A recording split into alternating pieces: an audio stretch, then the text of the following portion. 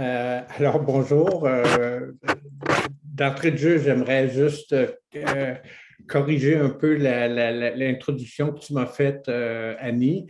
Je ne voudrais pas me présenter comme un grand témoin, mais un petit ou moyen témoin, dans la mesure où Oui, mon part d'attache dans l'univers narratif vient de l'univers des thérapies, Michael White, Epson et tout ce courant, comme tu as bien précisé.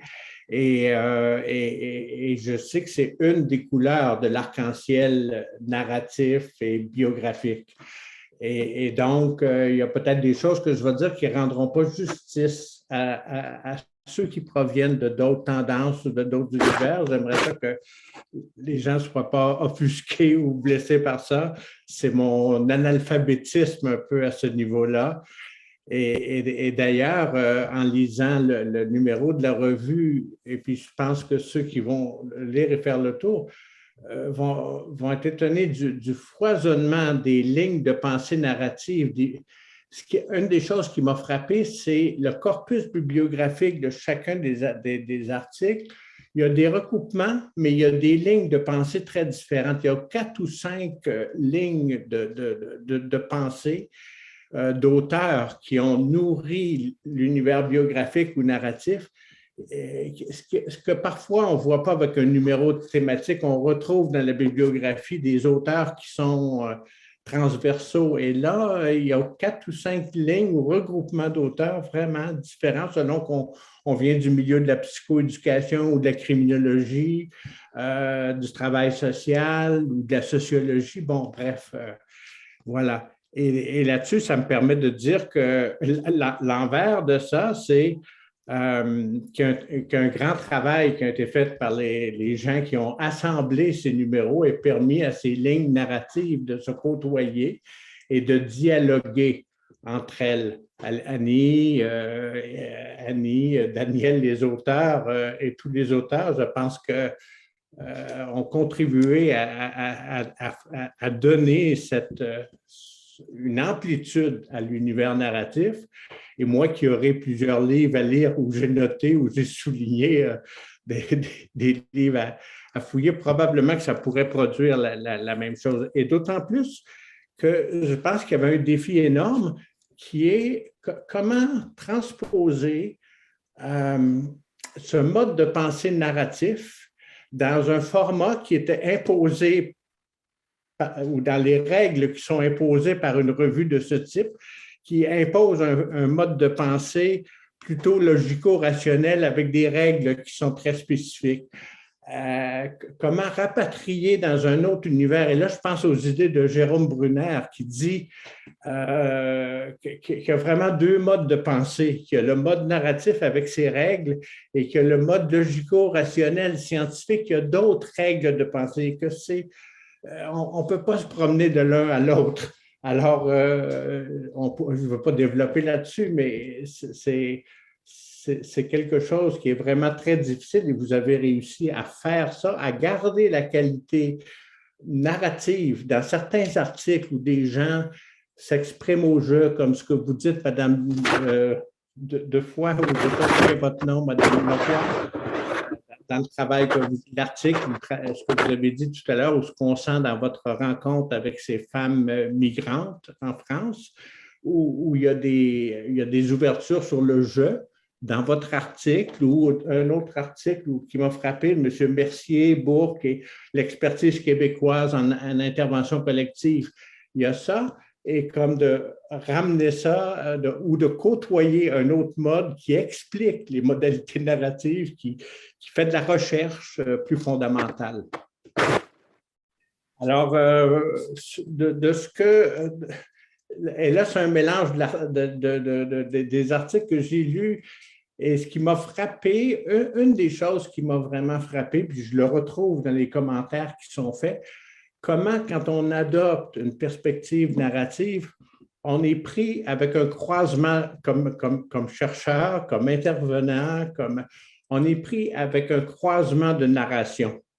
Ce que je pense que des gens qui se trouvent dans d'autres modèles n'ont pas à composer avec cet aspect.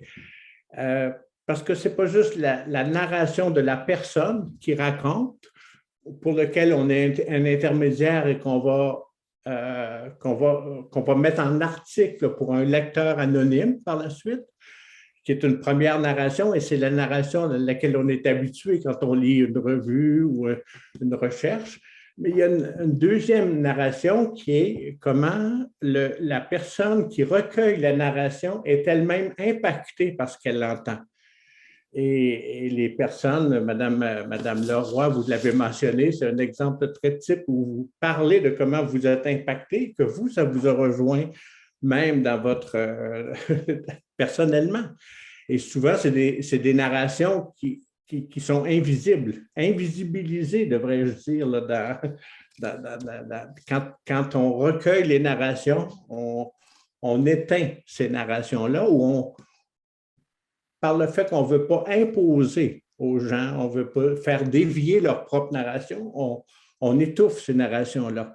Et ça pourrait m'amener sur une autre ligne. Est-ce qu'il y aurait moyen de faire de la place à ces narrations-là sans étouffer ou sans éteindre la voix de la personne qu'on questionne ou avec laquelle on fait une recherche? Et il y a une troisième voie, c'est évidemment la personne qu'on interroge, avec laquelle qui nous donne de l'information, elle-même est impactée par ces recherches-là. Et ça, c'était présent vraiment dans plusieurs articles.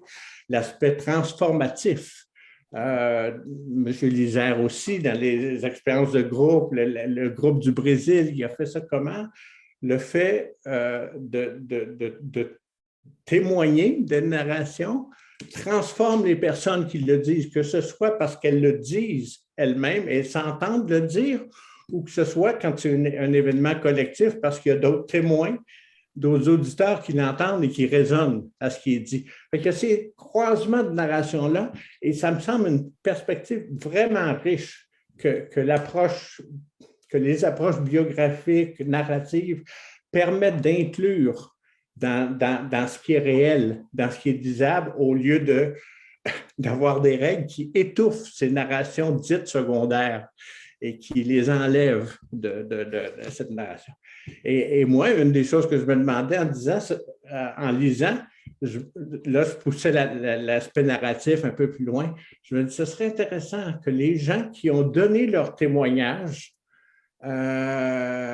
pour l'article ou pour la recherche en question, puissent lire a posteriori l'article qui a été écrit par le spécialiste ou par le professionnel sur comment il a recueilli les données, comment il les a agencées ensemble. Et je pense que ça aurait un effet. Je pense que vous avez eu cet effet-là, Mme Leroy. Je reviens à votre article parce que c'est votre article, mais vous l'avez mentionné, la transformation d'Amalia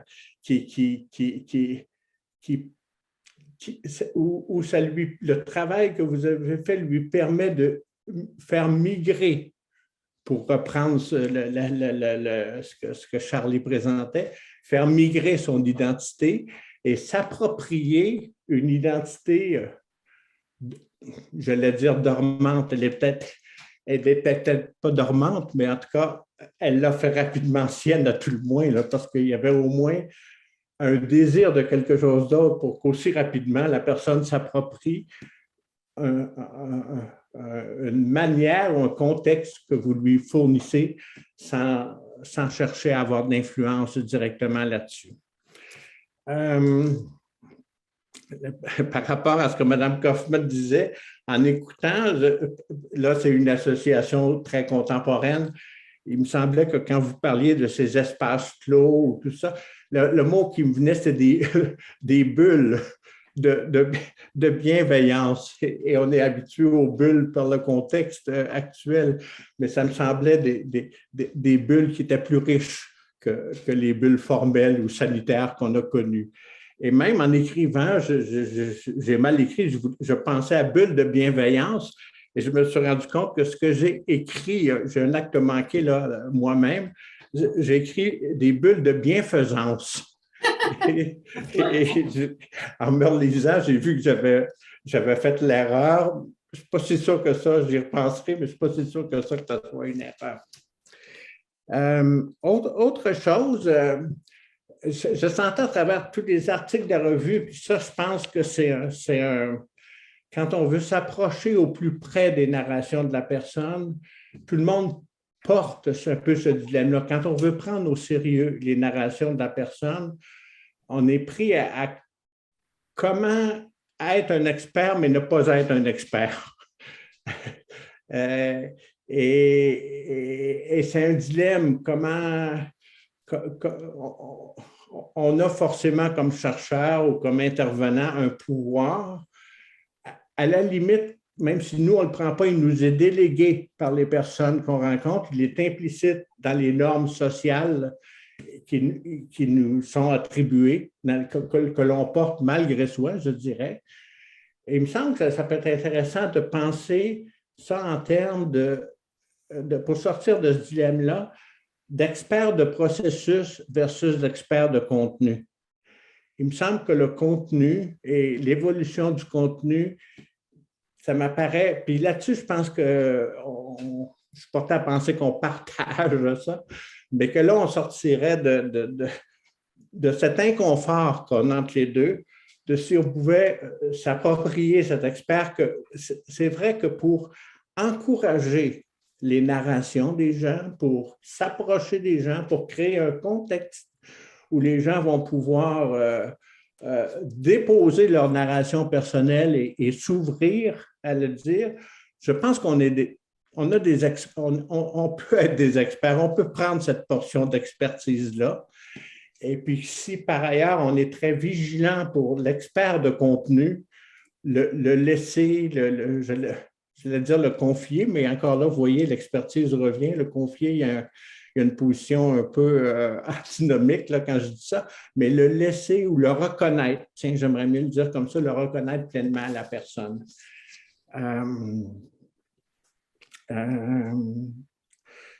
Oui, puis l'autre chose, je rebondissais aussi sur ce que tu disais, Charlie, puis que tu as développé dans ton article sur le concept de migration. Et là, me revenait en parallèle, je pense que ça s'oppose vraiment bien. C'est là on a un contraste net avec la vision structuraliste des choses. On n'est plus dans un univers de personnalité, de caractère, de quelque chose de définitif qui ferme les choses et où on se met à penser dans ces termes-là d'assouplir le caractère ou d'équilibrer des traits de personnalité, mais quand on est dans une étape ou dans une vision narrative de migration identitaire, je pense qu'on est dans quelque chose de plus flexible qui offre des possibilités, me semble-t-il, d'occuper des espaces de vie plus grands au niveau des gens et je dirais des collectivités. Pour moi, quand je parle des personnes, mon univers de travail a beaucoup été avec des individus individuellement, mais je pense que c'est la même chose. La vie des collectivités suit le même parcours que la vie des gens. Et là, je repensais à une phrase qui est assez célèbre. Là, je fais un lien quand je pense à migration, à flexibilité pour définir les personnes, je pensais à une des phrases qui a eu un impact pour moi assez important quand je l'avais vu, de Michael Bakhtin, le sociolinguiste, qui dit « On ne peut pas prédire », sa phrase va comme suit, on ne peut jamais prédire le futur en se basant sur le passé, parce que le passé change constamment. Et je pense que ce n'est pas la première partie de la phrase qui est intrigante et importante, c'est la deuxième. Et on se situe dans une perspective narrative. Je pense qu'à 20 ans ou à 60 ans, quand vous parliez, Mme Kaufmann, de la huitième étape ou stage de vie, je ne connais vraiment pas ce modèle-là. Je suis analphabète de ce côté-là, si vous voulez. Mais je pense que de revisiter sa vie peut varier. On va revisiter la même vie, refaire la même biographie, mais avec des angles un peu différents selon les moments de la vie où on le fait. Alors, je ne dépasserai pas le temps. Là, il me semble qu'il me reste une couple de minutes. Je me permets de prendre les 3 ou 4 dernières minutes pour partager une couple d'idées plus larges, si vous permettez, qui sort un petit peu de ce cadre-là, mais qui m'est venu à la lecture du livre. Dans ce numéro-là, on voit, puis je pense que c'est de la richesse, qu'il y a vraiment plusieurs disciplines des relations des sciences humaines qui sont convoquées dans ce numéro: travail social, les organisateurs communautaires, l'anthropologie, la criminologie, sociologie, etc. Il me semble que si on veut aller plus loin, je pense, on aurait avantage à greffer à ce lot-là, c'est tout le domaine des études littéraires. Et il me semble que les gens en études littéraires connaissent quelques affaires au niveau de comment développer ou permettre de développer la narrativité. Qu'est-ce qui peut et quelles sont les règles de processus pour que certaines narrations deviennent plus réelles et plus autoportantes que d'autres. Et ça, je pense que ça peut être intéressant si on veut poursuivre de faire la connexion avec cet univers-là. La deuxième remarque qui est aussi, et là, ça vient de mon milieu propre, quand je vous dis des influences de Michael White, David Epstein, au niveau du pouvoir ou de l'inconfort ou de l'expertise, Michael White avait développé un concept que je trouve encore vraiment intéressant. Je parlais tout à l'heure d'expert de processus et de contenu, ça c'est ma formulation à moi, mais il parle de la position de l'intervenant ou du chercheur comme étant une position décentrée mais influente. Je n'aurai pas l'occasion de développer ici, mais si ceux qui sont intéressés pourraient regarder autour de ces idées-là. L'influence nous sort du concept de pouvoir, je pense, et décentrer rapidement étant de décentrer de soi-même, mais centrer sur la personne qu'on rencontre. Alors, décentrer, comment faire que nos questions, nos curiosités soient le plus décentrées, donc centrées sur l'autre, mais tout en étant influentes dans la mesure où on souhaite, en tout cas au moins en intervention, en recherche, je ne pense pas qu'on cherche ça, mais en intervention, on cherche que les gens s'approprient un projet de vie, que la narration biographique ou autobiographique qu'ils font deviennent jusqu'à un certain point même identitaires.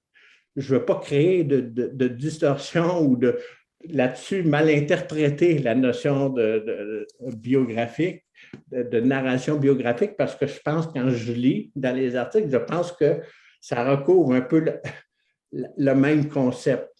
Mais je veux dire, au niveau de la personne qu'on accompagne, on ne veut pas juste qu'elle fasse une histoire de sa vie, mais qu'on veut qu'elle fasse une histoire de sa vie qui lui ressemble et dans laquelle elle se reconnaît et qui soit porteuse pour elle pour la suite des événements.